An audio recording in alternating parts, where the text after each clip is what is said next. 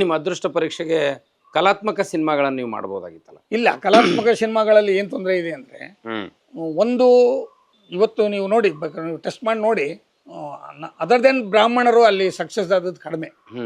ಇಲ್ಲ ಆಗಿಲ್ಲ ಅಂತ ನಾನು ಹೇಳ್ತಾ ಇಲ್ಲ, ಆಗಿದ್ದಾರೆ. ಅದಕ್ಕೆ ಬೇರೆ ಬೇರೆ ಆಯಾಮಗಳಿವೆ ಕಲಾತ್ಮಕ ಸಿನಿಮಾಗಳು. ಹೌದೌದು, ಆ ಆಯಾಮಗಳು ನನಗೆ ಸಿಗದೇ ಇರ್ಬೋದು.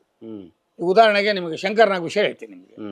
ಶಂಕರ್ನಾಗ್ ಅವರಿಗೆ ರಾಮಕೃಷ್ಣ ಹೆಗಡೆ ಅವರ ಆಶೀರ್ವಾದ ಇತ್ತು, ಅಣ್ಣನ ಬೆಂಬಲ ಇತ್ತು, ಸಂಕೇತ್ ಸ್ಟುಡಿಯೋ ಮಾಡಿದರು.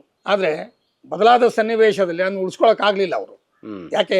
ಎಲ್ಲ ಇತ್ತಲ್ಲ, ಅವರು ಬ್ರಾಹ್ಮಣರಾಗಿದ್ದರು, ಅಣ್ಣ ಮಂತ್ರಿ ಆಗಿದ್ದ. ಯಾಕೆ ಉಳಿಸ್ಕೊಳಕ್ಕಾಗಲಿಲ್ಲ ಅಂದರೆ, ಇನ್ನೊಂದು ವರ್ಗ ಇದೆಯಲ್ಲ, ಆ ವರ್ಗ ಸಂಘರ್ಷಗಳಲ್ಲಿ ಏನಾಗುತ್ತೆ, ಅವನು ಯಾಕೆ ಬೆಳಿಬೇಕು ಅಂತ. ಅದು ಅದು ಏನು ತಾತ್ಕಾಲಿಕ ವ್ಯವಸ್ಥೆ ಇತ್ತು, ಅದು ನಾಶ ಆಗೋಯ್ತು, ಮುಗಿದೋಯ್ತು ಕತೆ ಅದು.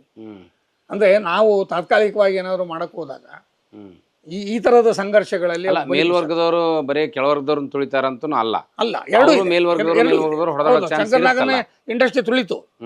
ಹೇಗೆ ರಾಜ್ಕುಮಾರನನ್ನ ಒಂದು ವರ್ಗ ತುಳಿತೋ, ಅವರು ಅದು ಮೀರಿ ನಿಂತರು. ಅಲ್ಲ, ರಾಜ್ಕುಮಾರ್ ಅವ್ರನ್ನ ತುಳಿಯಕ್ಕೆ ಸಾಧ್ಯ ಆಗಲಿಲ್ಲ. ಅಲ್ಲ, ಮೀರಿ ನಿಂತರು. ಅದು ಅವರಲ್ಲಿ ಪ್ರತಿಭೆ ಇತ್ತು. ಅಲ್ಲ, ಪ್ರತಿಭೆ ಇತ್ತು, ಮತ್ತು ಜನರ ಪ್ರೀತಿ ಇತ್ತು.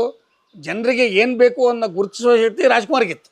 ಏನು ಕೊಟ್ಟರೆ ನನ್ನ ಲೈಕ್ ಮಾಡ್ತಾರೆ ಅನ್ನುವ ಬುದ್ಧಿವಂತಿಕೆ ರಾಜ್ಕುಮಾರ್ಲಿತ್ತು.